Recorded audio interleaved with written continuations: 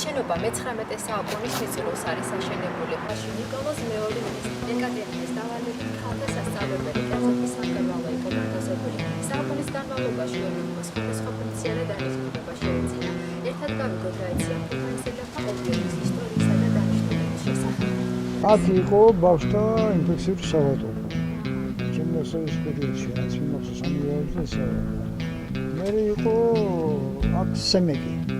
განსაკუთრებული ისტორია ხომ არ უკავშირდება? არის ახლა მაგდენი არა. ბავშვთა საავადმყოფო იყო თავიდან და იყო.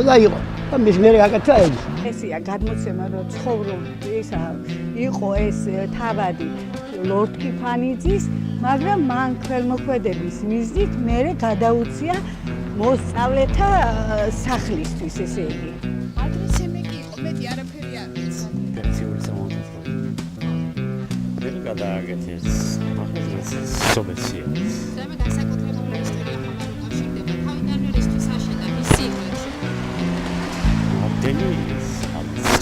აგრე ვიცი იყო ინფექციური საავადმყოფო. დიახ. ეხლა სოფელში არის.